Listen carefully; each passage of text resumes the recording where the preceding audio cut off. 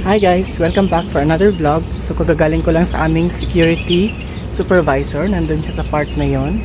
Nagpaalam ako kasi pupunta ko ngayon sa beach. Ito yung first time na visit ko din sa beach ng around 1 in the afternoon. So dumaan muna ako sa side na to. So panoorin muna natin yung video. Then mag-continue tayo sa beach.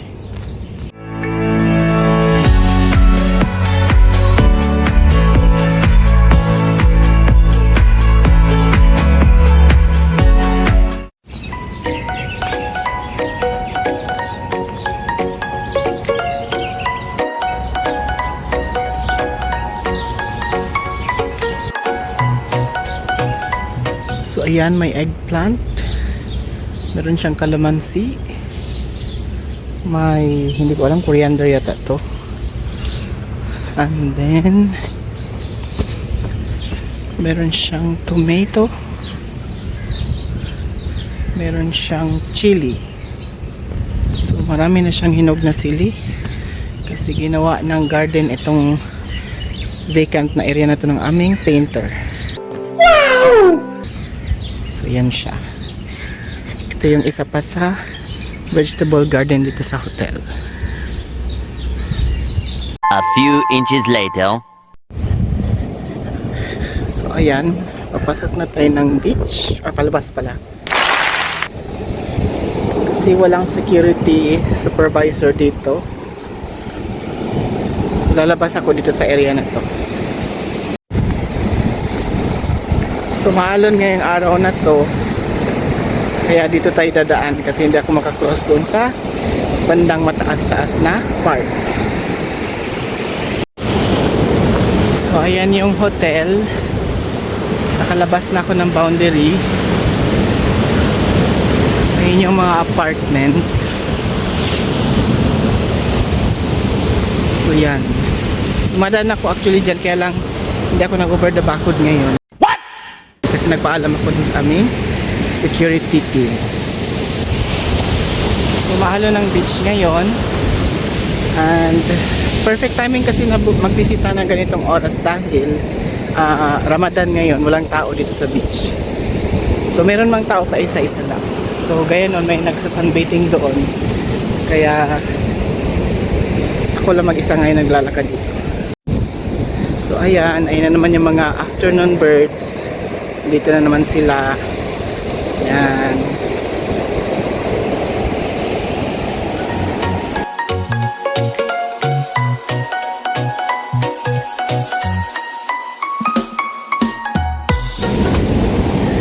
So ayan, napunta na naman ako dito sa Little Wadi.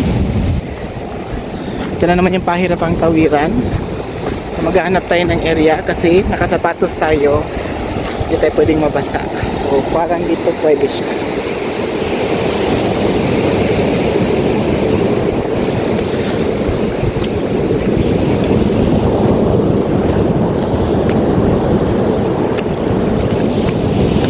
So yan na guys. So nakatawid din.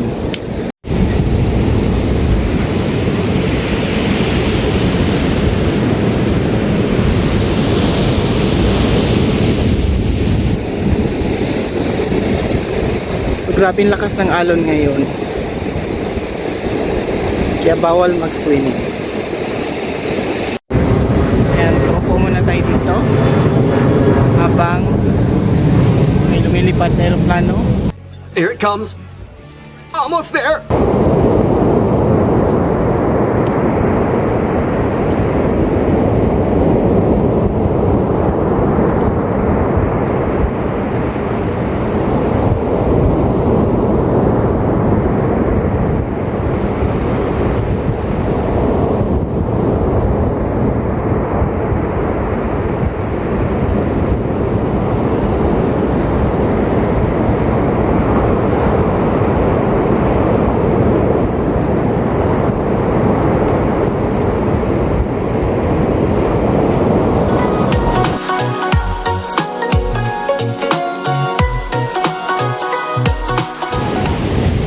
So ayan, pupuntahan ko yung part na yun kasi maraming ibon doon.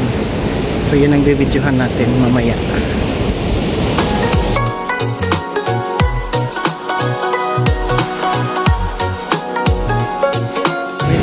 tao doon. Pinapalipad nila yung mga ibon. So, ayan.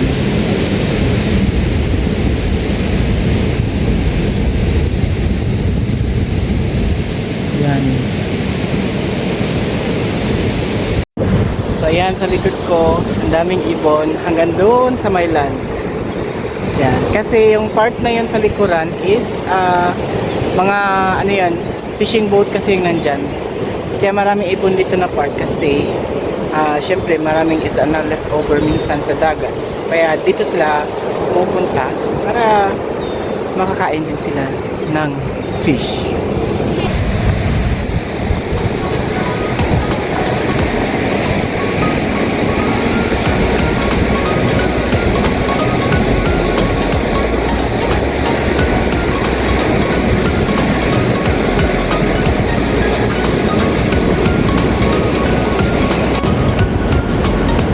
Yan na sila, kumpul-kumpul pa din. Ano yan, mix ito ng mga to is a seagull at saka mga kalapati. So hindi yan pure na isang bird lang. So, yan, pa-high tide ngayon. So ayan yung mga fishing boat. So ang alam ko dito, maalis yan sila ng gabi tas bumabalik din ng umaga.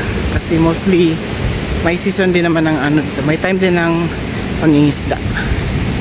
So yan. So yung building na nakikita nyo is yung na-feature ko nung mga nakaraang video na ano yan, desalination plant. So ayan yung pinaka suction area niya. So nandito yung pipe na nagko-connect sa dagat. So yun yung kumukuha ng seawater. At pinaprocess ng plant na ito para maging potable water.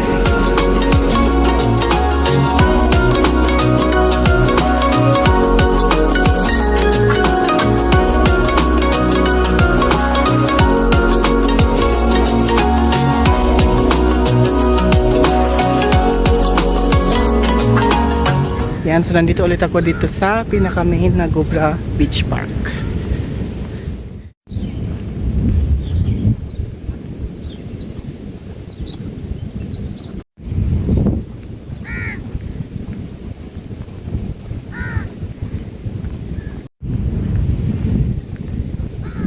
So nalagpasan ko na yung mga maraming coconut. Yung mga buko dito sa beach, kaya lang makawala din namang laman to kasi mga payat. Wait a minute! So ngayon nagkukwento ko naman kung bakit ako nagpunta ng hotel ng Sabado.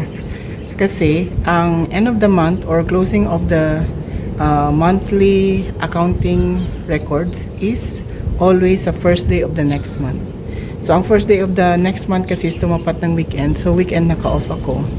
And anything na tumapat yan sa weekday off or weekend ng Friday, Saturday, kailangan pumunta ako ng hotel kasi kailangan matapos yung reporting ng mga accruals, advances, at saka yung mga pending na LPO na na-receive na namin pero wala pang invoice. Kailangan kasing i-acknowledge yun as part of the closing records kasi kung hindi kami nag-report ng advances or any accruals or any gastos na hindi naman nakalaan sa budget, kailangan nilang lagyan ng provision yun kasi para pagdating ng invoice hindi na kami maku-question kung bakit kami nag-spend ng ganong pera sa isang project or isang item. So yun ang purpose kung bakit ako napupunta dito for the monthly closing. Aside from that, meron pa kasi akong kailangan na i-open din sa system kasi yung payroll system namin is closing before the 23rd of the month at saka nag-open lang yan ng every first day of the next month. So kaya naman yun din ang isa sa mga ginawa kong trabaho ngayon kasi kailangan kong makuha yung pinaka-update ng aming leave balances at kailangan kong ilagay yun sa aking monthly report. Another one is kailangan ko makuha yung lahat ng update galing sa aming daily activities. Isa yun sa mga chinek ko kanina at kailangan ko siyang ilagay din sa aking monthly report. Ang balance na lang nun is kukunin ko yung mga pictures sa files, then ita-transfer ko via Google Drive. So kailangan ko kasi maglagay ng link para doon nila i-view kung ano yung mga ginawa namin for the month. And also, kailangan ko rin makuha yung aking mga utility reports update kasi at the end of each month, kailangan namin din na mag-close ng utility consumption. So, kung magkano yung gastos ng electricity, ng water, ng LPG. So, lahat yan ay i-update ko sa aking monthly report. And, ifo-forward ko yan sa aking boss pagkatapos ko na siyang ma-draft. Then, i-review niya yan. And yung sa completed projects din, kinukuha ko yung mga pictures niya ng before and after. Kaya naman ako nakikipag-coordinate sa mga contractor at sa supervisor ng aming department. Kasi para makuha ko yung right information kung ang isang project ay tapos na ba or hindi pa. So sa ibang projects, directly na-involve ako pero hindi lahat ng projects kasi is involved ako kaya kailangan ko makipag-coordinate sa mga taong na-involve dito kasi para makuha ko yung right information na kailangan ko for my monthly report.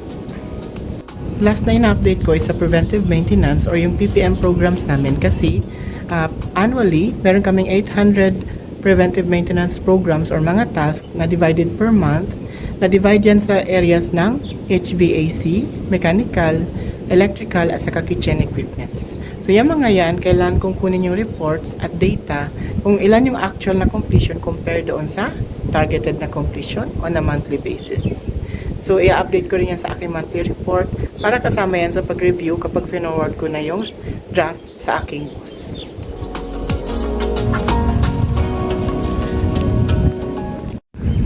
So ayan, paalis na ako ng Gubra Beach. So ito yung maliit na exercise area, yung court niya dito. Walang tao kasi Ramadan ngayon.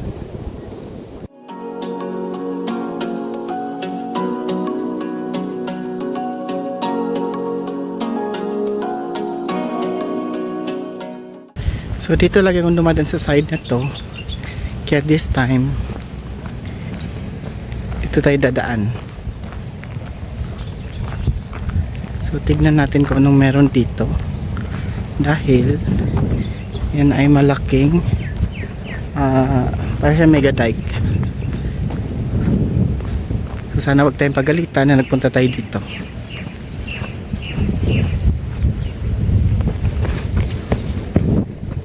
Kasi parang ito siya ay river papunta doon sa dagat. So yan, ganyan siya.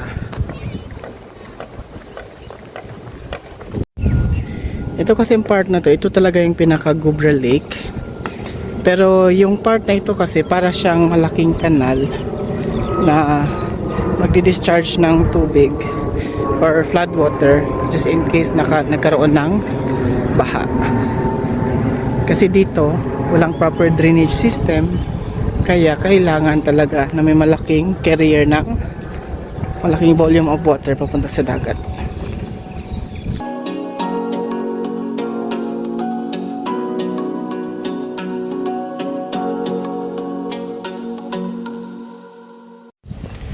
So isa sa mga reason kung bakit ako naglakad dito sa area na to dahil ayun yung entrance ng Gubra Beach Park. Kapag doon ako dumaan, malayo ang iikutin ko. Kaya dito mag-shortcut ako. So shortcut kasi ito papunta rin dito. So yun yung point ko dyan.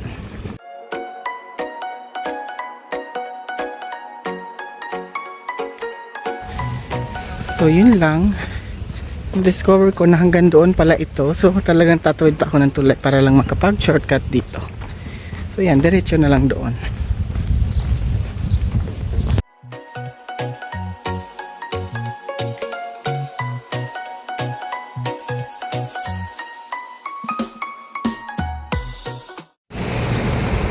So again, ayan, ang ending ko imbes na umuwi, didiretso ako ng supermarket. Kasi hindi ako nakapag-shortcut. So yun. Yan pala ay isang mall, maliit na mall. A few inches later. So ayan, nandito ako sa Lulu, nakarating. So, pupunta kasi sa supermarket pero dadaan muna ako ng bookstore. Ito tayo dadaan.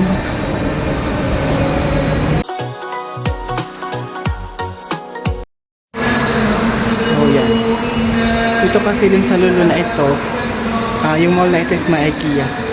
In-expand lang nila into IKEA sa Mall. yan yung entrance papunta sa IKEA.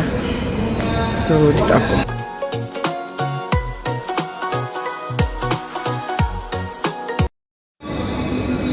Yan, so dahil Ramadan ngayon, close yung mga food shop pag ganitong oras. Open lang yan ng evening.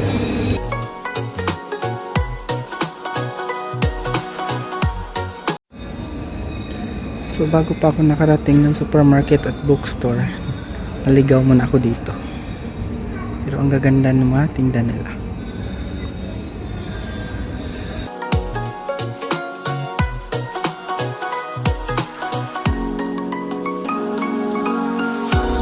Dito tayo punta sa bookshop ito.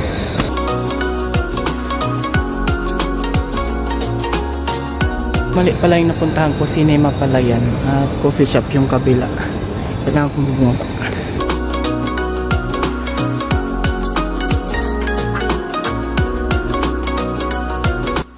So yan, may exhibition ng cars.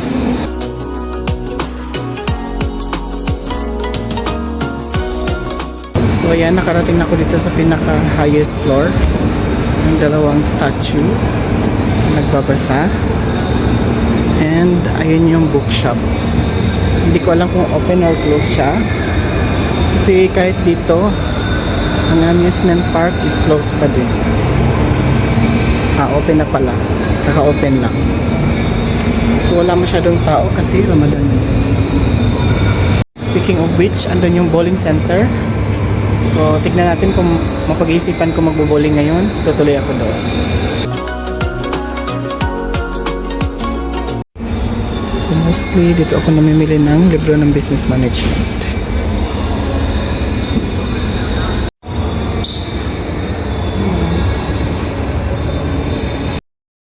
So lahat ng book meron sila dito.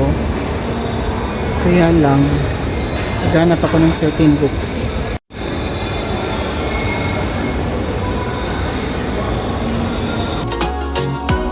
So yan, dahil wala akong makita, tumuloy na lang ako dito sa bowling center. So yan, nag-bowling ako. Ginulo ko pa si ate. Naka-vlog kasi ito. Naka-ano siya, yung para siyang full day na activity. So let's play bowling.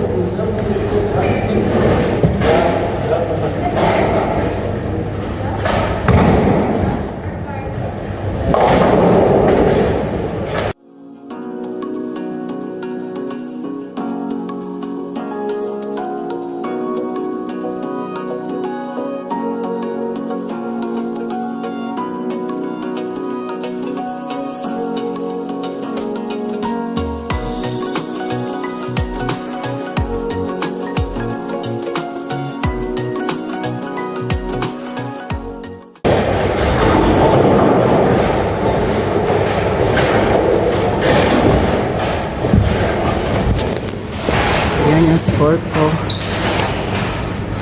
Wala akong strike. Failure ito yung bowling ko ngayon ah.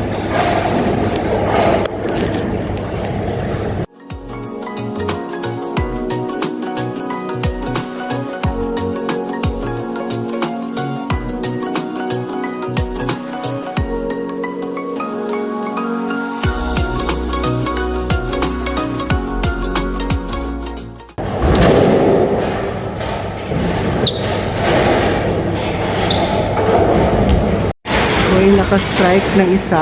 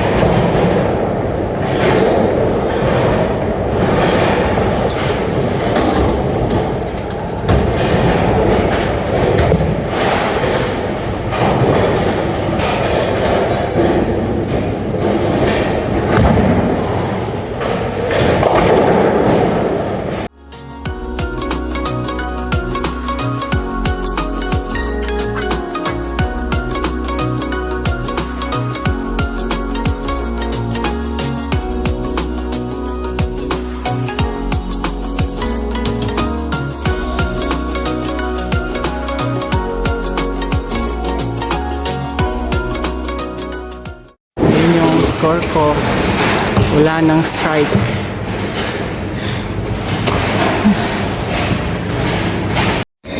So ayun, natapos din ang aking bowling kasi nakakapagod. Tapos wala akong na-strike, isa lang.